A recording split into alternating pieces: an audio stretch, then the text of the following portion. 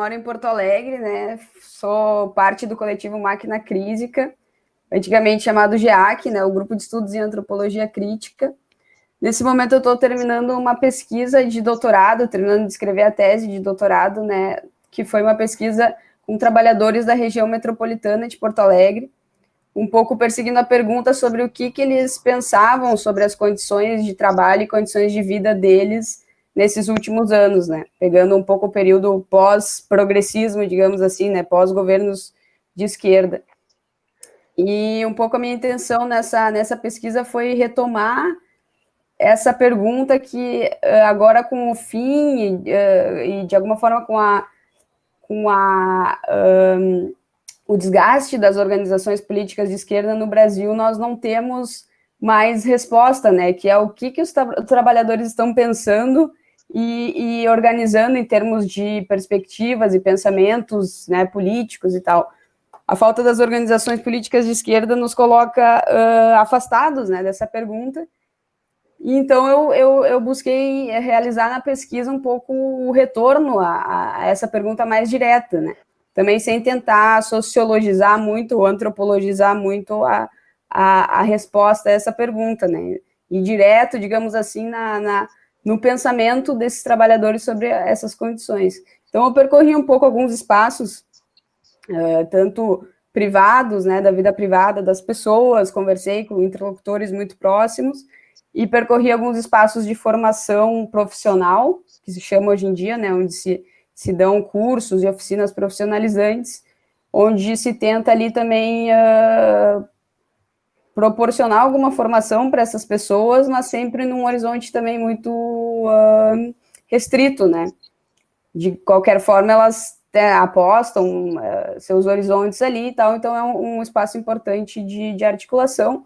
Conversei também com pessoas que tinham pequenos negócios e tal, né? E trabalhei um pouco também essa alternativa do autoempresariamento como um lugar de desenvolvimento de certo estilo pessoal, de certas expectativas pessoais, né, para as pessoas, como uma espécie de escape do espaço do assalariamento, né, onde as pessoas entendem que existe um regramento muito maior, um autoritarismo muito maior, uma restrição maior dos movimentos, né, das pessoas e das formas de ser. Então, trabalhei um pouco por aí e fiz uma espécie de panorama geral, assim, da situação agora desses trabalhadores na região metropolitana de Porto Alegre. Então, agora eu estou terminando de escrever isso, e em paralelo com as atividades do GEAC, né, do Máquina Crítica, que é, né, um grupo de autoformação teórica e agitação intelectual que nós temos. Muito bom. A Solange? Bom, olá a todos, sou Solange Valadão, Salvador, Bahia, né? Estou aqui no Nordeste do Brasil. Sou arquiteta de formação, já me formei em 1993, já tenho 27 anos de formada, e durante todo esse período, né, praticamente toda a minha carreira, eu trabalhei na área de arquitetura, no setor privado e no setor público. Em 2014, eu comecei a questionar essa admissão de mercado, né, da minha área de atuação, e resolvi dar uma parada para retomar os estudos acadêmicos, que foi o lugar onde eu achei possibilidade de reflexão crítica para aquilo que eu vinha trabalhando, principalmente na área do urbanismo, que era a minha maior objeto de interesse ao longo da minha carreira. Na verdade, desde o período acadêmico, né? Só que eu não cheguei a fazer pós-graduação antes, porque o trabalho já estava me chamando, logo quando eu me formei, eu já estava trabalhando, então isso, me formei muito jovem, fui capturada muito cedo pelo mercado, e na área de arquitetura isso é muito sedutor, né, quando isso acontece. Mas aí eu saí em 2014, e desde então eu tenho me dedicado praticamente à formação acadêmica, ao mestrado, que eu fiz em 2015 e terminei em 2017, em arquitetura e urbanismo, na área de urbanismo, de estudos urbanos. Aí, em 2018, eu dei uma parada, e agora, em 2019, ano passado, eu retomei para o doutorado, né? Aí eu mudei de área, em vez de estar atuando diretamente na área do urbanismo, eu estou pesquisando na área do patrimônio urbano, né, que, para quem não conhece, Salvador é uma cidade tombada como patrimônio histórico da Unesco, né? Foi a primeira capital do Brasil, fundada em 1549, então a gente tem toda uma... A questão patrimonial aqui ela é muito forte e ela aponta para questões muito críticas com relação a tanto a gestão, como a cultura, a economia, a forma como isso é capturado, né, recentemente pelo sistema, que foi isso que me conduziu à tese de doutorado, que eu pesquiso sobre como a produção de subjetividade ela é uma categoria decisiva para que a gente compreenda a gestão do patrimônio histórico a partir do século XXI. Não que isso não tenha acontecido antes, mas que eu coloco esse recorte temporal como emblemático da apropriação neoliberal do patrimônio como ativo financeiro, né? Então ele é assim formalmente capturado nesse sentido. E como como a subjetividade ela entra, né, como uma ferramenta poderosíssima na maneira como uma mudança de compreensão dentro dos programas e projetos e leis que tratam do patrimônio e que naturaliza determinados processos históricos, né, de gentrificação, de abandono. Então, tem várias nuances que acontecem nisso aí, que desde o mestrado eu estou procurando, de uma certa forma, categorias de análise e reflexão crítica que apontem na direção de desnaturalizar esses processos para que surjam outras formas de gestão mais compartilhadas e mais, inclusive questionando a própria noção de patrimônio, né? Então, acho que é nesse lugar que eu estou me colocando e buscando contribuir nessa rede do campus común. Y bueno, yo voy a preguntarles en español, así como este grupo, una antropología de la praxis es bilingüe y también Campus Común. Quería consultarles, bueno, ¿cómo surge Campus Común? Si pueden contarnos qué es Campus Común primero y cómo es que surge y cuáles son las expectativas con este nuevo proyecto.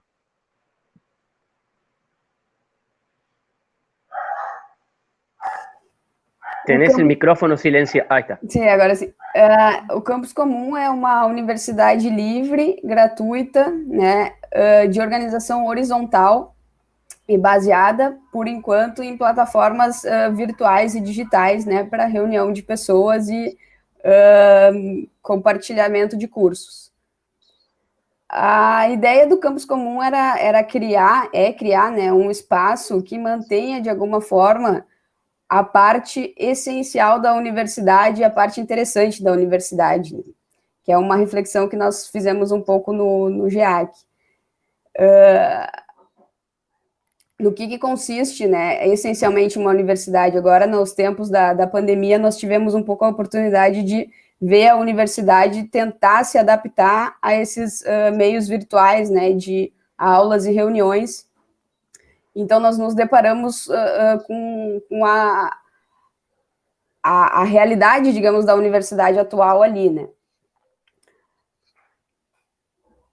E um pouco a reflexão que nós fazemos no GEAC, né, é que a universidade é essencialmente um lugar, a parte interessante da universidade é essa reunião de pessoas que vão tentar se instruir em determinado tema, né? Vão tentar debater, vão tentar se alinhar, determinados teóricos, vão entrar em conflito entre si, um conflito intelectual, né, e de agitação política. A universidade, como ela existe hoje, né, ela não é tão fiel a esse formato inicial, mas esse é o espírito, digamos, da universidade, né, na sua essência, né, que deveria ser. Outra coisa que a universidade tem de interessante é essa pretensão universal de que todos podem chegar nela, em princípio, né? No Brasil não existe esse acesso universal na universidade, mas o princípio dela é universalista, né? Qualquer um pode acessar aquele espaço. Por outro lado, a universidade é um lugar transparente também.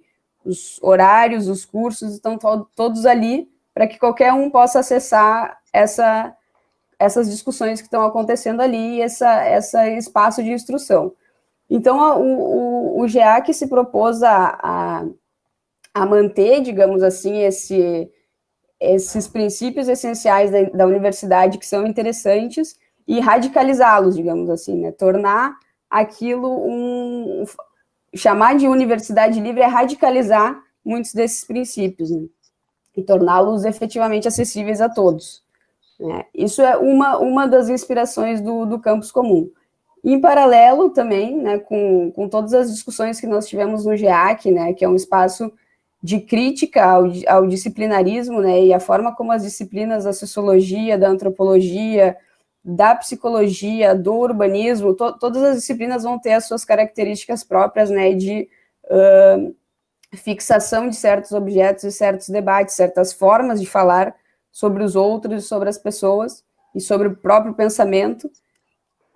E o GEAC surge de uma trajetória de crítica, né, à disciplina antropológica e às suas formas de fixação do outro, né, de autorização, as suas características, os seus tons gerais de produção de discurso, né. E então, o campus comum vem um pouco para realizar positivamente isso que um espaço possível que pudesse ser depreendido da crítica que o GEAC fazia às disciplinas, né. Então, o que seria uma realização, se nós pegássemos os princípios que o GEAC usa para fazer a crítica das instituições universitárias e das disciplinas, como é que seria executar isso, né, num espaço intelectual e político aberto? Então, muitas das linhas que o campus comum apresenta têm origem, né, na nossa crítica às disciplinas feitas no GEAC e a crítica às hierarquias institucionais dentro da universidade que foram desenvolvidas dentro do GEAC, né? Então, tudo que o campus comum toma como princípio positivo é aquilo que nós víamos negativamente na universidade, né? Então, no campus comum,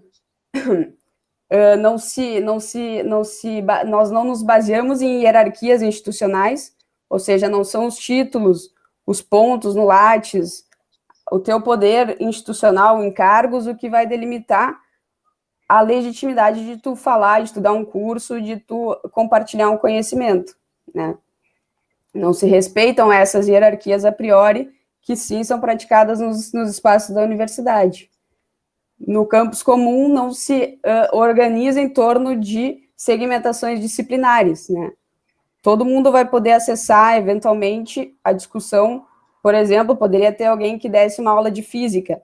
Todos potencialmente poderiam assistir essa aula de física, não existe não existem temas que são propriedade de um ou outro campo de debate, né?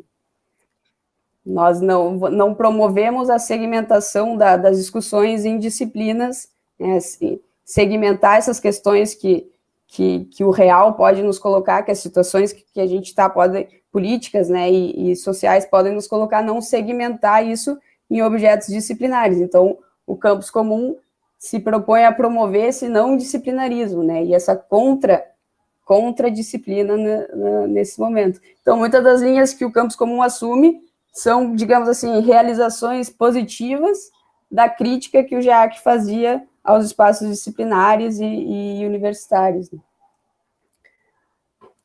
Depois, conforme eu for me lembrando de mais pontos, eu posso ir desenvolvendo. Então, a expectativa é muito grande, né, nesse sentido, porque, por um lado, nós reivindicamos uma tradição muito antiga, vamos dizer assim, né, das universidades livres, abertas, e ecumênicas e universais, onde todos podem vir se instruir, né, eles não têm um corte de público, e não tem uma hierarquia institucional que organiza aquilo ali, né?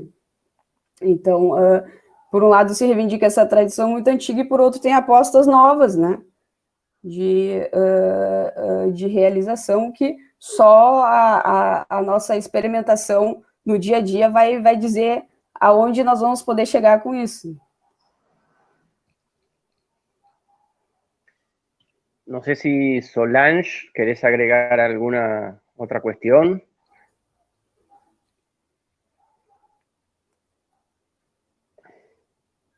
Está silenciado. Sim, gostaria de falar um pouco como eu cheguei ao campus comum, porque eu acho que mostra justamente essa abertura a partir do que a Juliana falou, que é como essa proposta agrega, né? Então, acho que a minha experiência é bem interessante nesse sentido, porque eu chego, primeiro que eu acompanho o GEAC enquanto produção, né, de reflexão crítica, eu já acompanhava a plataforma do GEAC, por uma aproximação, né, do princípio da minha pesquisa lá em 2018, quando eu estava configurando o que é que eu queria pesquisar no doutorado, eu entendi que era uma coisa que já tinha sido apontado para mim quando eu concluí o mestrado, que era que eu precisava olhar para esse recorte de patrimônio histórico, que minha pesquisa estava apontando muito para isso, né? Mas eu queria categorias novas, né? E uma coisa que caracteriza muito o campo do urbanismo é que a gente fica pegando ferramentas outras de pesquisa, a gente pega da estatística, a gente pega das ciências sociais, e eu ainda não tinha pego da antropologia, né, que era um campo que eu já tinha, inclusive eu tinha pensado fazer o doutorado em antropologia, mas eu achei que eu precisava de um repertório muito mais consistente, aquelas coisas da academia, né, eu acho que eu tinha que ter uma leitura que eu não tinha até então e ainda não tenho, mas eu comecei a apostar na aproximação através das ferramentas de pesquisa, que é uma coisa que eu estou familiarizada a fazer pela prática da pesquisa na área de urbanismo. Aí, a partir disso, eu comecei a ler muito os textos do GEAC, né, o que o Alex, a Juliana e o Tomás publicam, e outros textos também que eles incorporam no alinhamento de reflexões críticas que eles têm, e eu fui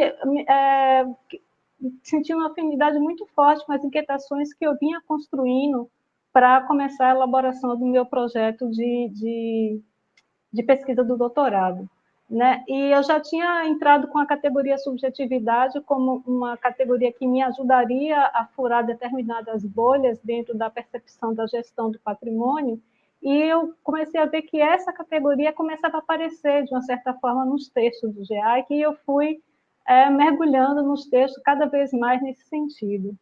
Aí surge a oportunidade de uma oficina, né, que eles promoveram em 2018, se eu não me engano, e aí foi assim, o encontro realmente formidável, porque eu entro num grupo que tem um repertório que, de uma certa forma, é estranho para mim, embora eu acompanhe tenha acompanhado as reflexões críticas do grupo, mas o repertório assim muito denso da área de antropologia, das ciências sociais, eu não tinha, né? E ainda não tenho. Mas as questões que eles traziam a partir desse repertório e a forma como esse próprio repertório era questionado, né? E as categorias que ele se amarra, até o próprio questionamento do entendimento de antropologia, né? Como uma ferramenta outra, né? Do pensar político, do pensar como a praxis, né, que é uma coisa que vocês também aqui colocam, né, a antropologia da praxis. Então, essa praxis, né, que no entendimento marxista de praxis, então ela vai me mostrando uma possibilidade, uma potência de reflexão crítica que, de fato, né, eu não estava sentindo na academia. Embora aqui na academia, dentro do grupo de pesquisa que eu tenho, a gente tivesse algumas afinidades, mas não tinha essa expertise da área da antropologia da forma como eu estava buscando. Então, o GEAC, ele entra, a princípio, o GEAC entra nesse lugar para mim e se amplia a partir a oficina.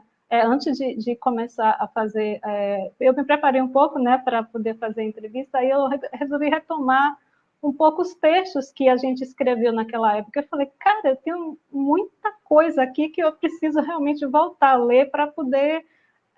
porque tem muita potência ali naquele material, né?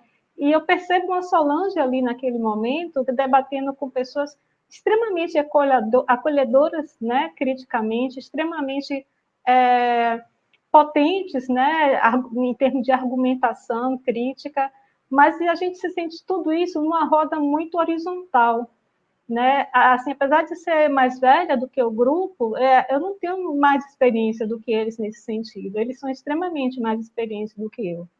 Mas o acolhimento é extremamente horizontal, né?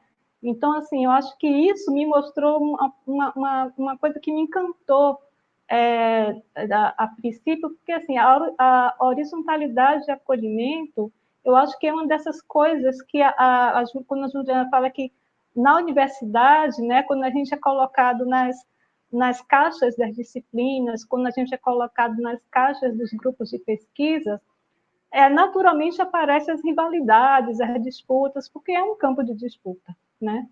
Então, eu não tenho esse perfil de entrar nesses campos de disputa, né? As minhas pesquisas eu desenvolvo praticamente sozinha com a rua, né? Com a rua, com as pessoas, com os movimentos, interagindo, acompanhando, monitorando, tentando pensar junto, tentando pensar aonde é que eu posso entrar com alguma coisa que eles não perceberam, que eu posso, através dessa disponibilidade que eu tenho de acesso a uma estrutura acadêmica, eu posso trazer alguma informação que seja, né, estratégica para eles. Então, eu percebi que esse tipo de relação acadêmica, a pesquisa, pesquisador, era o que estava girando ali nesse grupo, naquele momento GEAC, e agora na antropologia crítica, né? Então, assim, crítica. Então, eu me sinto muito capturada nesse sentido, né, pela forma horizontal de agregar pessoas, e eu percebi isso muito à medida que a gente ia discutindo sobre a formação do campus comum, que eu estou desde o começo, assim, quer dizer, desde o começo não, porque quando eu entrei já tinha algumas pessoas, mas eu entrei mais ou menos no comecinho. Então, quando eu vi o perfil, a diversidade do perfil, eu falei, nossa, então é isso que eu estou buscando. E esse campo, para mim, né, do patrimônio, eu estudo o patrimônio como categoria de pensamento, não apenas como de modo institucional, né? Então, essa ideia do patrimônio como categoria de pensamento, ele vem também, né, de uma reflexão dentro da antropologia de um professor do Rio de Janeiro, professor José Gonçalves, que ele traz essa discussão, inclusive ele já trouxe, tentou trazer isso para dentro do IFAM, para dentro das instituições que lidam com o patrimônio. E ele fala muito dessa relação da técnica com a pesquisa, que essas coisas elas não necessariamente andam juntas, mas essas coisas têm funções distintas na sociedade, e essa distinção ela precisa ser realmente demarcada, porque senão uma coisa acaba engolindo a outra, e normalmente a instituição engolindo a pesquisa, né? Então, eu como pesquisadora, tenho um pouco desse cuidado, né, com as ideias que a gente gera e como elas podem ser capturadas, institucionalizadas, transformadas em livros, palestras, seminários e perderem a sua força política, né, que é uma coisa que eu procuro ter bastante atenção nas coisas que eu faço.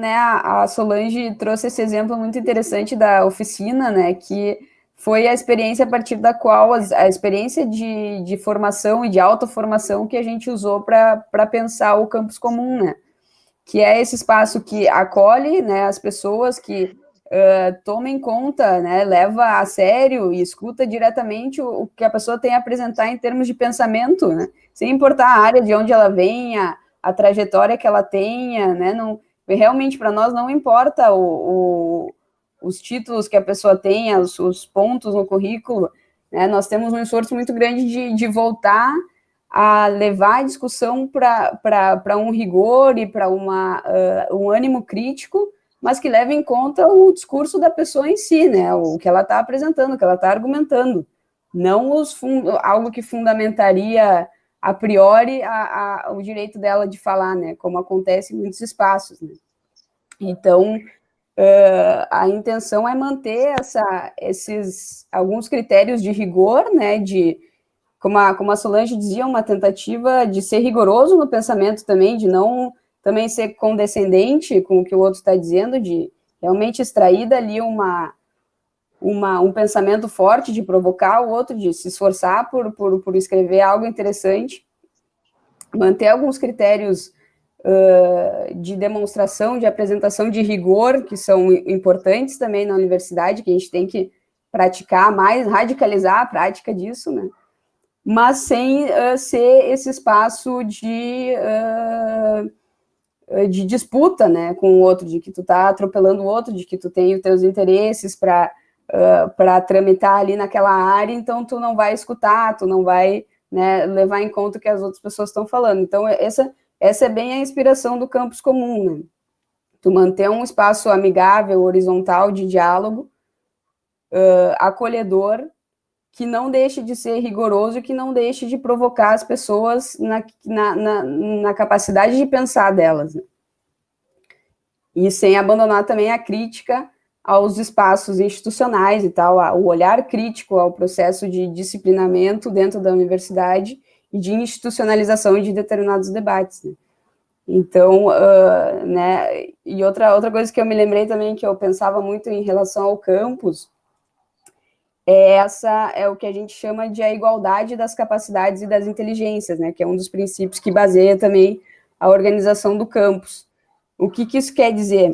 Quer dizer que qualquer pessoa, não importa a trajetória, não importa o título, não importa de onde ela vem, ela tem o direito e a capacidade já instituída por si só de levar adiante um percurso de pensamento, né? Então, eu não preciso estar inserida a priori no urbanismo para entender os debates do urbanismo, né?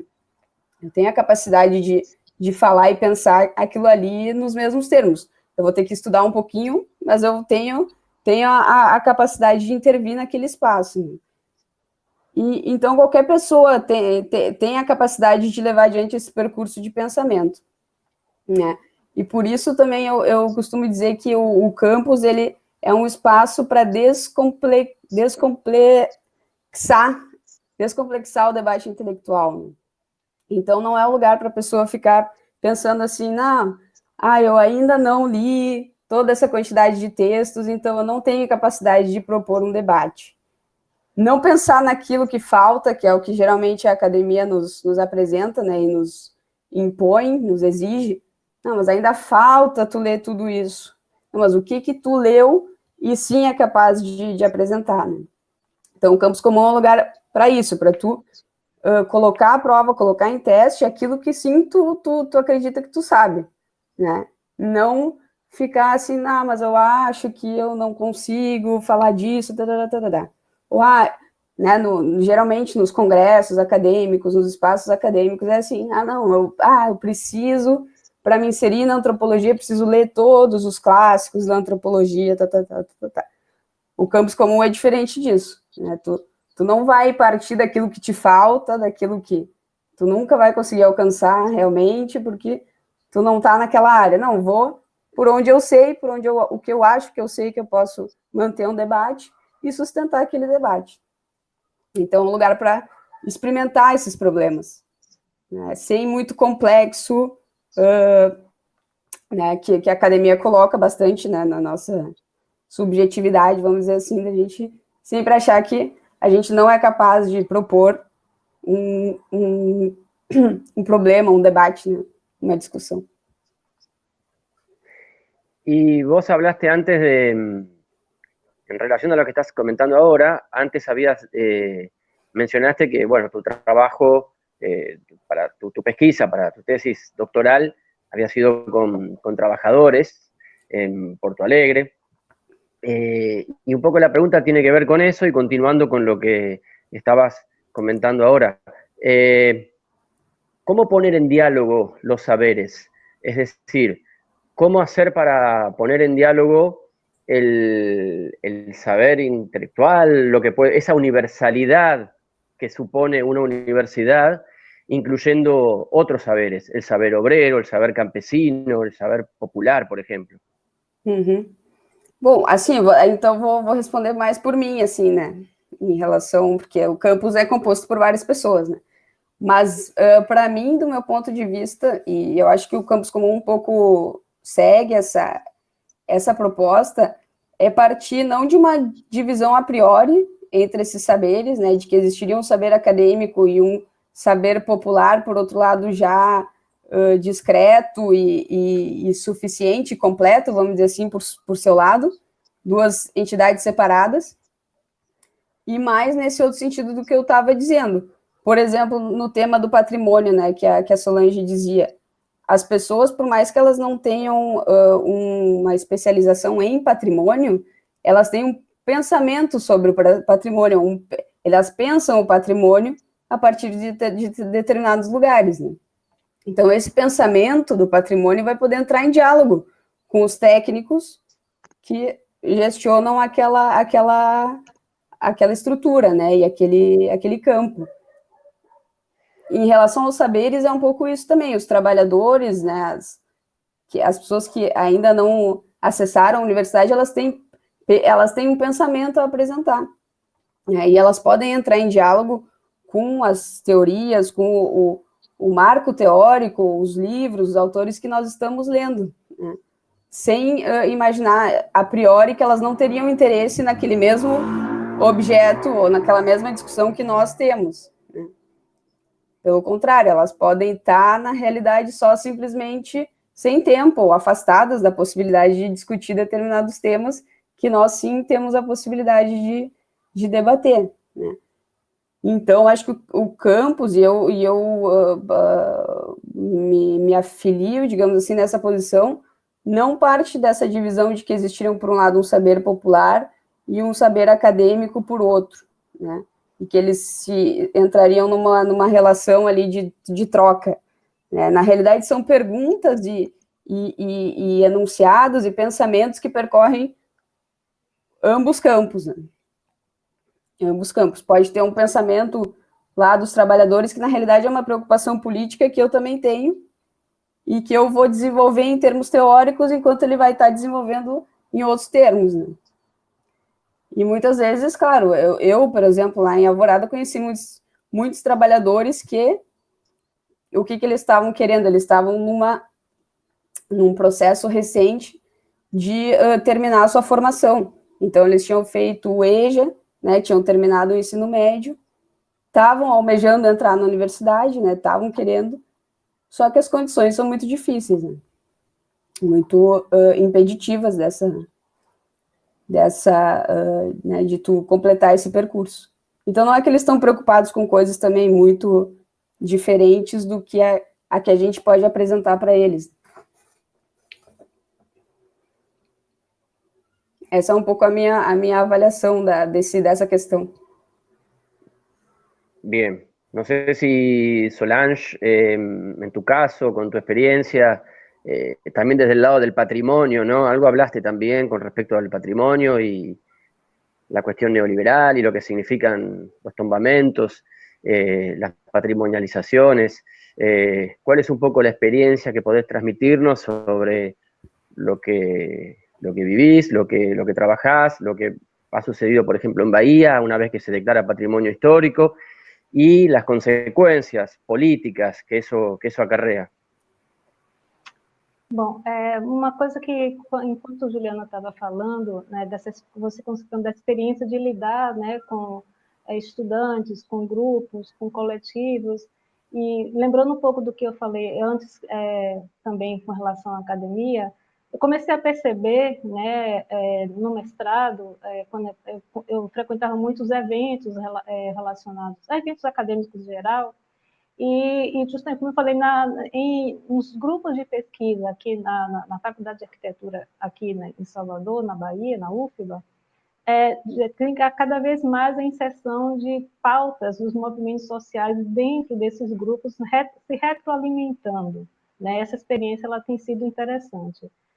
Aí eu comecei a observar que eu me preocupava mais quando eu não conhecia as pautas dos movimentos sociais do que os autores que as minhas orientadoras me indicavam. Então, assim, eu comecei a achar que realmente tinha alguma coisa errada nesse sentido. Então, assim, eu, enquanto pesquisadora, né, Será que o Sérgio caiu de novo? Não, estou aqui. Eu, como pesquisadora da área do patrimônio urbano, me interessava muito mais, assim, eu não pesquiso, por exemplo, quando eu pesquiso patrimônio urbano, né, assim, a minha linha de pesquisa é gestão do patrimônio histórico. Então, ela não é restauração, ela não está preocupada com a recuperação física do edifício, né? Ela não está direcionada, não tem esse recorte. Ela está preocupada de como é que esse acervo imobiliário, urbano, que é classificado como um patrimônio histórico, no caso de Salvador, patrimônio histórico da humanidade, ele está sendo gestado enquanto bem público, porque é disso que se trata, né? O patrimônio, quando ele é capturado lá depois da Revolução Francesa, que criou essa ideia de patrimônio, né? Porque foi uma forma de evitar que os rebeldes da Revolução Francesa, né, depredassem os castelos, essa coisa toda. Então, quando a categoria patrimônio é institucionalizada, ela é criada, na verdade, ela não é institucionalizada, ela é criada, ela já surge como uma categoria institucional, né? Então, por isso que me interessa, enquanto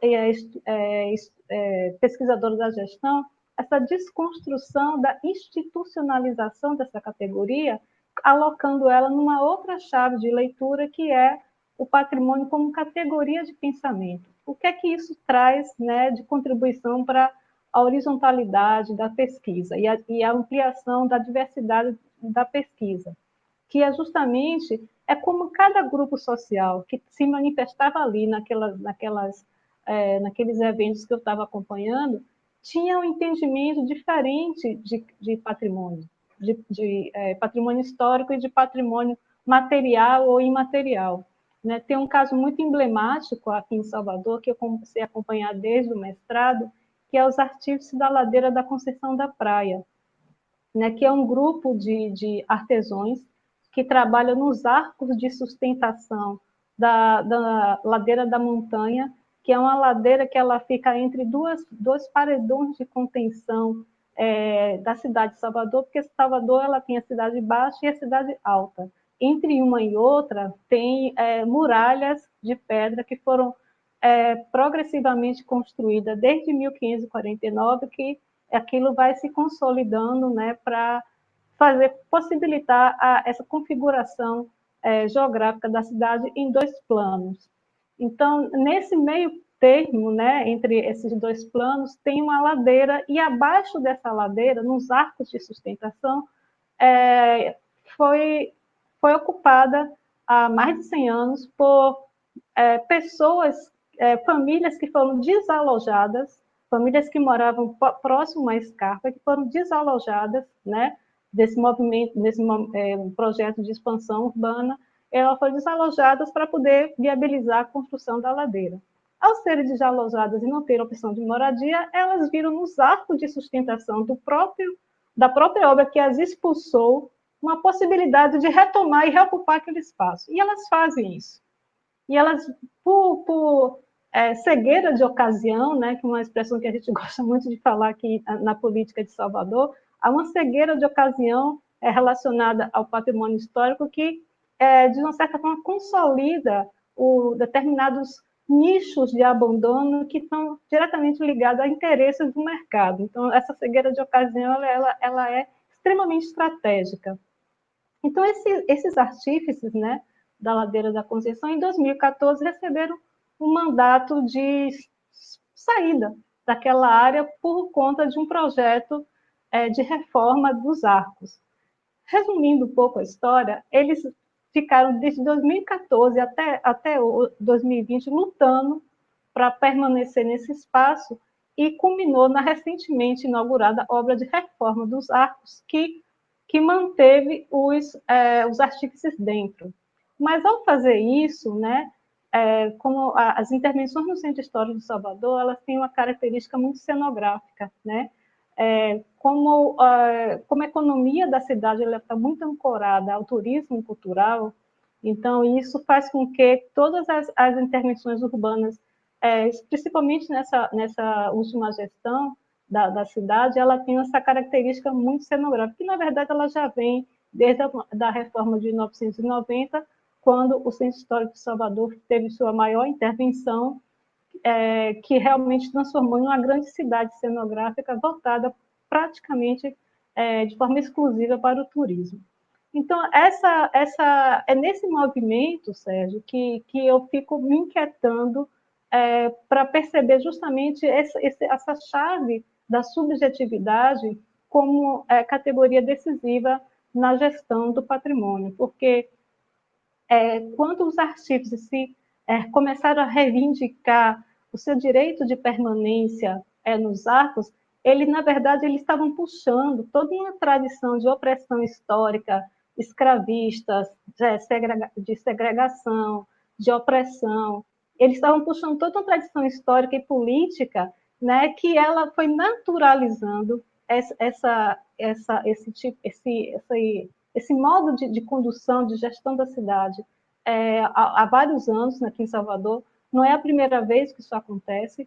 É uma das raras vezes em que isso teve um final relativamente feliz, né? Então, eu acho que isso é que tem mais ou menos mexido com essa forma como eu vejo tanto o patrimônio de Salvador, as políticas de gestão do patrimônio na cidade, e que atualmente reverbera para o Brasil todo, né? Que é uma coisa que eu estava comentando um pouco com a Juliana antes, que é justamente Salvador, ela, a partir dessa última gestão, ela trouxe, né, para a gestão do patrimônio uma política de fora, né? Ela é uma política totalmente vinculada ao mercado, né, que é um determinado programa chamado Revive, que é o programa criado para a gestão do patrimônio em Portugal, e programa esse que entende o patrimônio como ativo financeiro. Esse perfil de compreensão do patrimônio, ele chega no Brasil a partir de convênios que são estabelecidos em Salvador, depois no governo de Estado, e agora já é a política nacional, porque esse programa ele entrou, essa visão, né, que esse programa traz o patrimônio, entrou como política nacional.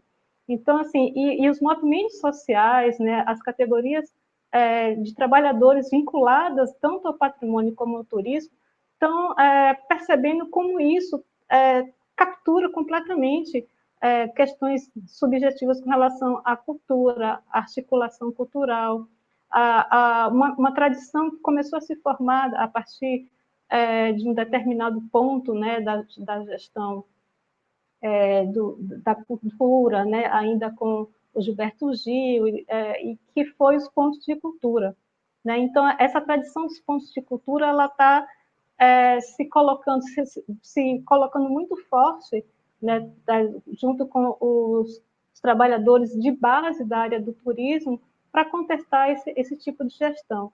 E são as categorias mais ativas, né, junto com os movimentos sociais, dentro desse questionamento da gestão do patrimônio. Eu acho que a faculdade, a universidade, e espero que a minha pesquisa, ela entra a reboque disso para tentar pensar junto e contribuir.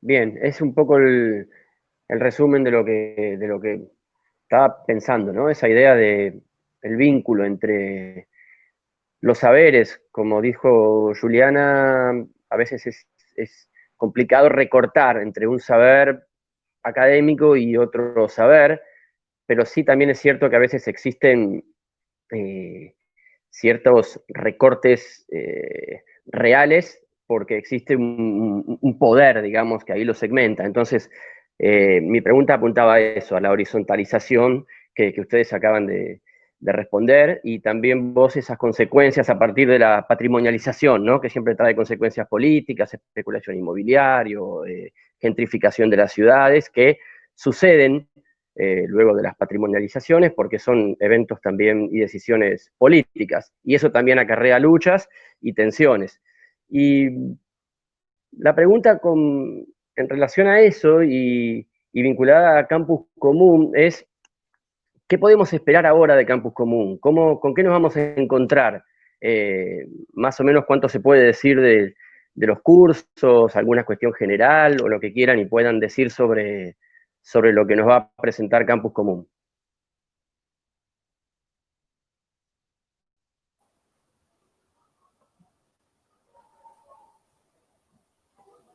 Acho que pode ser Juliana, que eu acabei de falar, a gente faz um revezamento, aí eu falo depois. Foi bem interessante esse exemplo que a Solange trouxe, né, sobre o pessoal que está nos arcos aí, né, e reivindicando a presença nos arcos.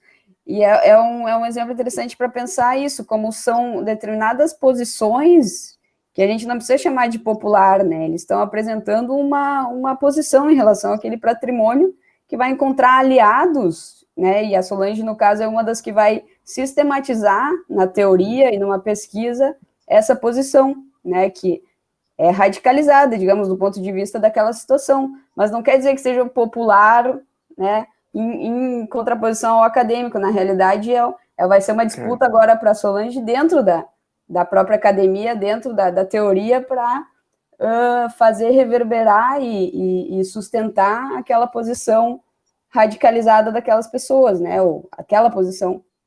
Então, são esses atravessamentos, são guerras, na verdade, internas a esses campos, né? Não vejo assim como colocar o saber acadêmico como um todo a serviço, não, são agora guerras internas, disputas internas à teoria, digamos assim, para poder sustentar essa política, que no fim das contas é uma política que também reverbera na nossa política, na nossa posição política pessoal, né? Por isso que tu te sensibiliza e te alia aquela coisa. E o campus comum acho que é um pouco, né, ser o espaço para construir essa política da teoria também, né, para as pessoas que estão engajadas intelectualmente dentro da academia ou em dissidência com a academia, mas poder ser esse espaço para a gente criar essa nova forma de relação com a política também a partir da teoria, né, como politizar a teoria de determinada maneira, né, como fazer a pesquisa política, que é um dos cursos que vão ser oferecidos, como assim também para nós mesmos não nos deixarmos assim sufocar e caretear pelo saber acadêmico, né?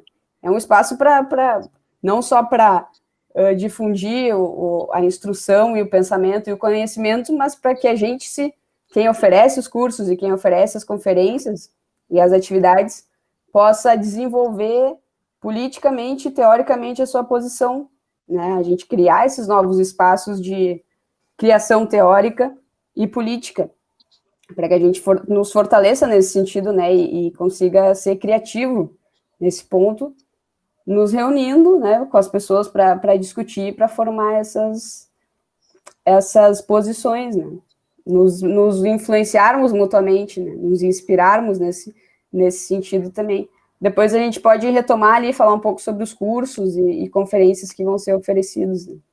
E também enfatizar que estamos abertos ainda à proposição de cursos, né? E videoconferências também naqueles formatos que nós estipulamos lá no site, né? Os cursos seriam um espaço para apresentar uma problemática e dialogar com um grupo de participantes, enquanto as videoconferências trimestrais seriam um espaço para apresentar uma reflexão ou uma pesquisa já mais ou menos sistematizada, ao longo de 3 encontros, um por mês, onde a pessoa faz uma exposição oral, né, da sua reflexão, e as pessoas fazem algumas perguntas, né.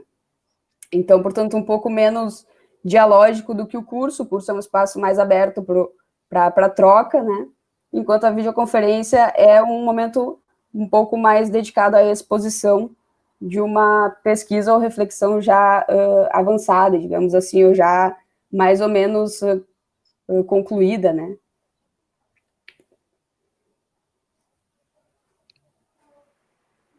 Então, para mim, a minha expectativa principal, que acho que a Juliana trouxe, o que para mim é a palavra que eu estou adotando, mais ou menos como símbolo de tudo que se reflete para mim com relação ao campus comum, que é o dialógico. É aquele, não é eu nem você, somos nós, né? E essa construção dialógica, ela começou entre eu e o grupo, né?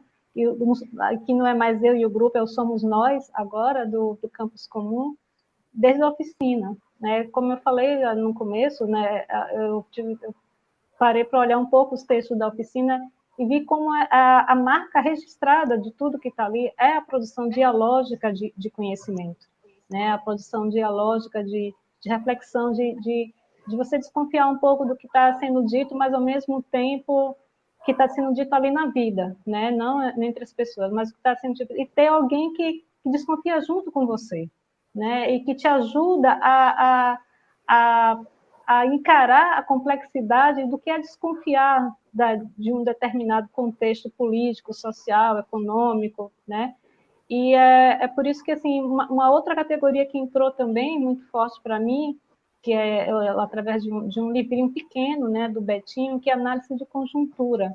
Eu acho que o campus comum ele tem essa oportunidade conjuntural, né, porque a gente não está lidando com Nordeste do Brasil, com o Sul do Brasil, a gente está lidando com uma geografia de América Latina, né? Então, e isso tem uma potência, e tem uma riqueza, e tem uma tradição, né, desse olhar desconfiado e se juntar para poder encarar as complexidades, que eu acho que para mim, por todos os cursos que estão oferecidos no campo comum, a marca registrada assim, é o pensamento dialógico para enfrentar as complexidades, né? Complexidade da vida, a complexidade das condições políticas, sociais e econômicas que nos estão dadas nesse século XXI, né? De que a gente tem a gente está agora nesse mês, né?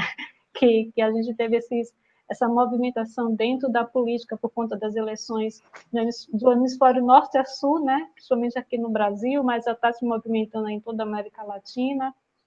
Então, isso está abrindo novas perspectivas e complexidades de movimentação na conjuntura política, e eu acho que o campus comum, tudo que a gente já está dado, né, e que vai chegar, espero que cheguem novas proposições de cursos que vão ajudar a gente a lidar de uma forma mais compartilhada desse momento complexo, né? A lidar com essa complexidade, com essa desconfiança do que está dado ali no noticiário, né?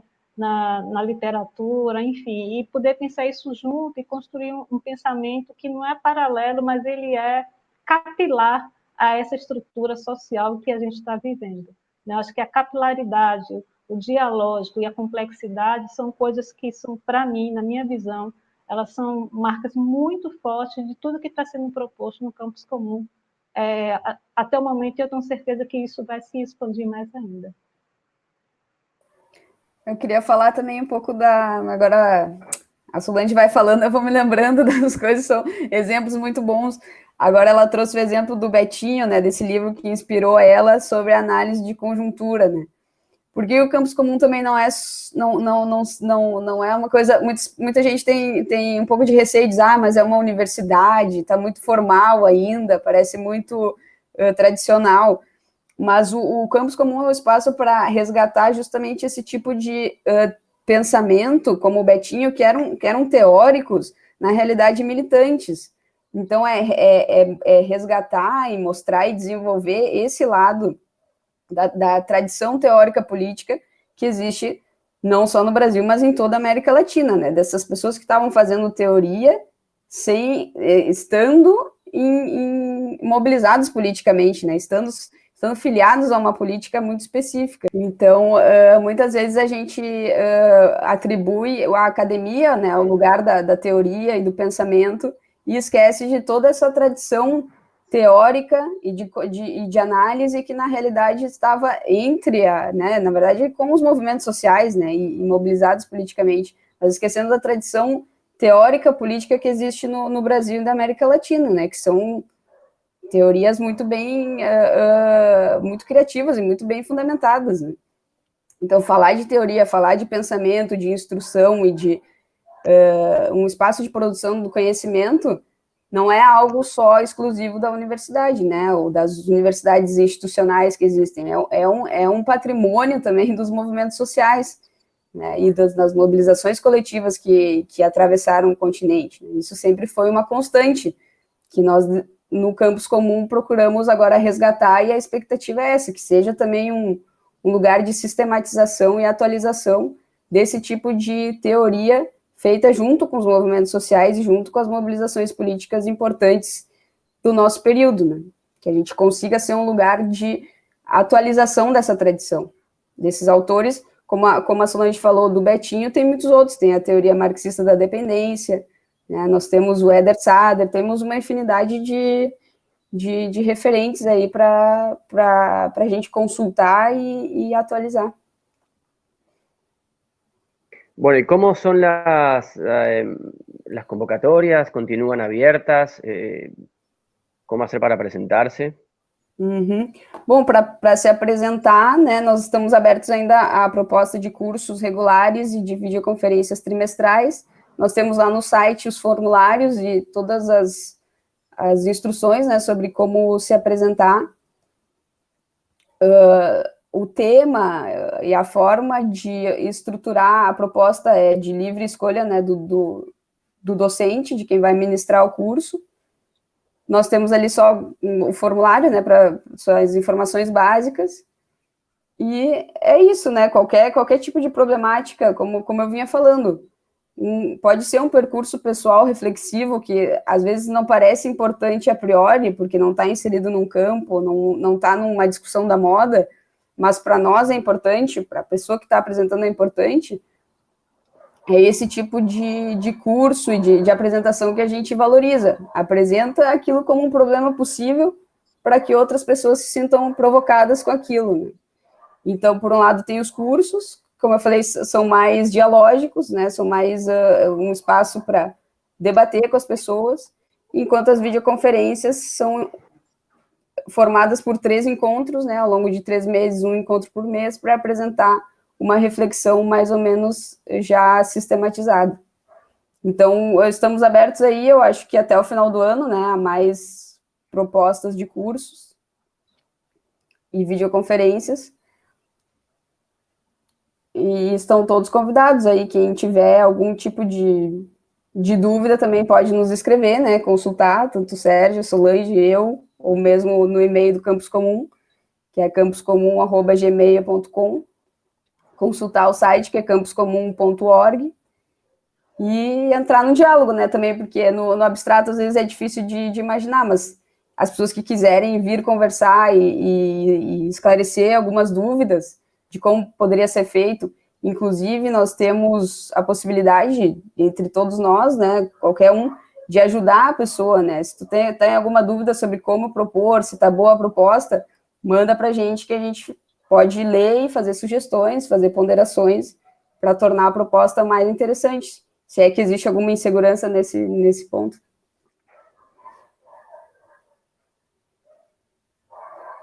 Não sei se Solange quer agregar algo. Eu acho que assim, é basicamente isso, né? Convidar mesmo as pessoas, porque eu acho que a gente está, eu acho que é dia 15, né, que abre, já está começando a acontecer algumas inscrições de algumas pessoas que se anteciparam e estão todas acolhidas, né, pelo que eu tenho monitorado dos e-mails, que eu acompanho junto com a Juliana, com a Alex, com o Tomás, esses contatos, e essas pessoas estão sendo acolhidas, está debatendo, então realmente a gente está atento a responder as pautas que estão sendo colocadas, as dúvidas. Às vezes as pessoas escrevem só para parabenizar a proposta, que é legal também, né? Isso que a gente às vezes recebe alguns e-mails assim, e pessoas que querem participar, mas não sabem ainda como, mas está lá, né? Todas as possibilidades de participação, mas aí a gente entende que pode ser que a pessoa não se sinta segura, mas assim, a gente tem esse cuidado de responder todas os contatos que estão sendo feitos e procurar acolher as propostas que chegam, essa diversidade, a gente conversa entre a gente, né? O Sérgio, a Ju, a Alex, e todos do grupo, né? O Miguel, enfim, todos que estão no grupo vão contribuindo dentro das suas possibilidades para que essa coisa vá girando e se enriquecendo e criando cada vez mais potência. Eu tô confiando muito, né, no que quando a gente abrir oficialmente, né, reforçar essa divulgação a partir do dia 15 de dezembro, como está lá no site, que vai chegar mais coisas, as pessoas vão estar num tempo melhor de poder se debruçar sobre isso, e eu acho que quando começar em março, né, nossas atividades, né, dos cursos e conferências, acho que vai estar muito rico, né? Estou vendo assim uma possibilidade de riqueza muito grande, estou muito animada com isso, estou muito orgulhosa e satisfeita de estar participando disso junto com todos vocês, né? E falo todos vocês porque eu falo com o público também que está que vai estar assistindo a gente, porque é com todos vocês mesmo, porque é coletivo, né? É horizontal, é transversal, é diverso, é campus común. Está dando propaganda, ¿no? Sí, claro, claro. Nosotros hemos hecho una propuesta también y que en líneas generales intenta un poco resumir muchas de las cosas que se han dicho acá de una manera o de otra, pero que intentamos, estamos en la misma sintonía, por eso también era la idea de invitarlas a poder difundir este proyecto. No sé si les quedó algo más que quieran agregar, algo Eu que no haya posso fazer preguntado. uma propaganda aqui dos cursos já que tem, para as pessoas já terem uma ideia, assim, né? Mas só ler a lista aqui dos cursos.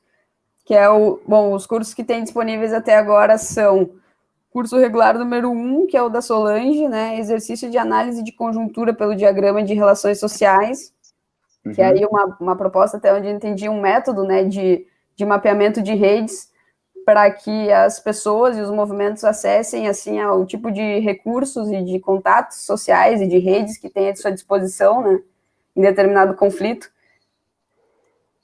O curso regular número 2, Elementos da Pesquisa Política em Busca de Novos Possíveis, que é o curso do Alex, né, que vai tratar um pouco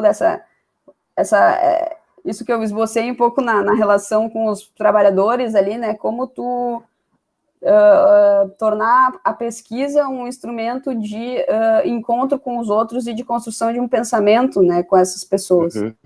Mesmo e apesar de que se elas não estiverem organizadas politicamente, né, o que a pesquisa política pode ajudar a rastrear e construir novos possíveis, né, em termos de novos enunciados para o nosso tempo, né, e para a gente se mobilizar.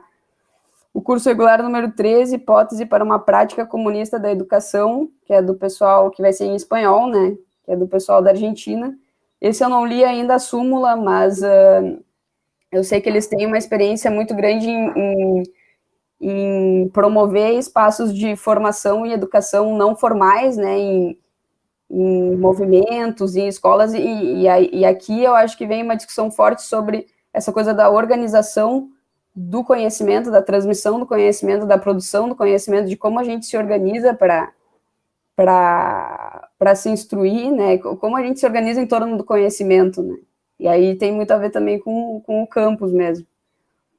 Depois tem o curso regular número 4, que é Políticas da Escrita, que é o meu, onde eu vou tentar trazer alguns elementos, assim, que me preocuparam, né, ao longo agora da escrita da tese, que é como fazer uma escrita que não seja reprodutiva, assim, das fixações dos lugares sociais a que as pessoas já estão adscritas, digamos assim, né? Como tu tornar a escrita também uma ferramenta de deslocamento dos lugares e de ruptura também, né? Se é que é possível a escrita ser isso, é algo mais ou menos assim. Tem o curso regular número 5, que é do Michel, É Possível um Outro Turismo, né, que vai discutir, acho que é um pouco parecido com essa questão também do patrimônio, né? O turismo é uma invenção moderna do capitalismo, sim, mas até que ponto ele não é atravessado por outras expectativas, outros projetos políticos, outras possibilidades, né, de ruptura. As pessoas viajam e têm experiências pessoais, né, de deslocamento e tal, né, e pensando também a coisa do turismo antirracista, né, um turismo antimachista, etc. Depois tem o curso número 6, Ecologia Política Latino-Americana, que é da Karen, que vai trazer esse debate em torno do conceito, né, de ecologia política, que eu não conheço muito, mas é algo bastante importante, né, em relação a a exploração dos recursos naturais, né, e dos biomas, do meio ambiente, e o espólio, né, que o capitalismo tem feito em regiões como a nossa desses recursos naturais, né, e não só recursos, esses ambientes onde as pessoas vivem, né, e desenvolvem as suas vidas. E por último tem o curso regular número 7, Hipótese de Não Direito, que é o do Jorge, que vai trabalhar essa reflexão dele tão interessante, que ele recolhe em outros autores, mas desenvolve muito por sua conta também, que é de como tu não judicializar e como tu fazer uma luta política não não em termos de categorias jurídicas, né? Como tu mobilizar as pessoas e se mobilizar a ti mesmo sem ter que recorrer às categorias do direito, né? Terminam te alienando depois, mais uma vez, tirando de ti as possibilidades de autoenunciação, né? Isso é uma coisa muito difícil de pensar também, porque as mobilizações recentes e nos últimos anos têm muita dependência, né, da gramática dos direitos, né, de dizer o direito a isso, o direito àquilo. E aí ele discute, então, se é possível e como construir uma luta que não se submeta às categorias do direito, né? Pelo menos no primeiro momento. Depois, no segundo semestre, nós vamos ter o que aconteceu com o materialismo dialético, que é sobre a obra do Althusser, né, uma retomada aí das discussões em torno da obra do Althusser, e o curso regular número 2 do segundo semestre, que é o na Antropologia da Praxis, que é o do Sérgio, que vai retomar esse debate sobre a praxis no ambiente da antropologia, né, as suas diversas manifestações. Então, aí estaremos nosotros com Mónica Garcia participando. Isso. Então é isso, e tem as videoconferências que eu posso ver aqui também. As videoconferências são as Serpentes de Marx, que vai ter início em 8 de março de 2021, que vai discutir um pouco sobre essa figura até literária, que atravessa várias obras, tanto a religião quanto a literatura, quanto, né, no caso, a obra do Marx, que é a figura da serpente, né? Atravessa também os mitos indígenas. Então, o Lucas vai fazer uma espécie de travessia, né, sobre essa imagem para ver como é que ela é trabalhada no Marx e que tipo de ressonâncias tem com outras tradições, né? E depois tem a do Tomás, junto com a Sara, que é Luchar junto a Nuestros Muertos, la Redención Popular. E aqui eu ainda não li muito bem a súmula, mas eles vão fazer uma discussão sobre justamente o lugar tão difícil, né, de tratar nessas políticas da memória sobre os mortos, né, das ditaduras, e no caso da Colômbia, os mortos da violência estatal, né, da guerra ao narcotráfico e tal. Como reivindicar politicamente esses mortos, também sem cair numa política oficial de Estado, né, que termina muitas vezes revitimizando essas pessoas, né, ou tornando a morte delas uma coisa muda que nós não podemos falar nada sobre aquelas pessoas que existiam antes da anulação, que foi a morte. Então, acho que é mais ou menos por aí. Por enquanto é isso. Espero que com essa também inspiração as pessoas se animem a propor, né? Tem algumas ideias muito boas aí.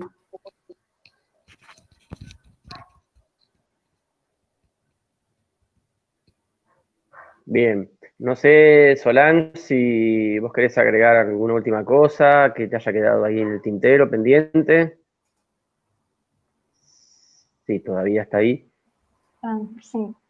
Agradecer, né? Porque para mim foi muito bom, porque eu acho que a gente, essa oportunidade que o Sérgio, a Antropologia da Praxis, está dando, eu me aproximei também, eu vi alguns outros vídeos, né, do canal, é muito interessante, né? Parabenizar pela iniciativa. Eu vi um vídeo anterior que já tinha feito, né, com o grupo do Campus Comum, que está lá publicado no site. Então, assim, já tinha uma aproximação, né, e essa discussão ela está caminhando junto e agregando agora o Campus Comum. Então, eu acho que é isso, a gente vai conhecer isso, eu estou gostando de mergulhar nessa complexidade de coisas que estão surgindo através do Campus Comum, né, da minha aproximação com o grupo, que já sou eu também, né? É uma aproximação de pertencimento, né? Então, e quando eu vejo o Sérgio, né, o trabalho do Sérgio, aí eu já vou, aí cada nova pessoa que surge é um mergulho que a gente vai, é uma rede, né? Então essa coisa da rede que é uma coisa que eu trabalho, como a Juliana falou do curso que eu vou dar, as relações são redes, né? E o campus comum é essa rede que uma nova ponta que ela se liga, abre para outras redes pré-existentes que a gente não conhecia, e a gente vai trazendo e trocando, né, fluidos intelectuais, né, sociais, políticos, econômicos e sociais e culturais através dessas pontas de ligação, né? Agora com a antropologia da prática, através do trabalho do Sérgio, né, e de sua equipe, e muitas outras coisas a gente vai estar acontecendo e enriquecendo através dessa rede que é o campus común, né? Acho que é isso. Bueno, les agradezco a ambas, gracias por la participación. Estamos juntos en este proceso, en este nuevo proyecto, que no deja de ser también una lucha. Y bueno, nuevamente, gracias Juliana, gracias Solange, y está abierto también este espacio para seguir las divulgaciones y todo aquello que precisen. Muito obrigada, Sérgio, pelo espaço e por organizar essa conversa. Eu sabia que ia ser interessante e realmente. Então, tomara que a gente consiga ter outras oportunidades como essa e ficar à disposição aí de todo o público do Antropologia da Praxis para conversar e trocar ideia e ajudar no que for, né? E que se sintam muito convidados a fazer parte do campus comum. Obrigada também. Muchas gracias por participar. Obrigada.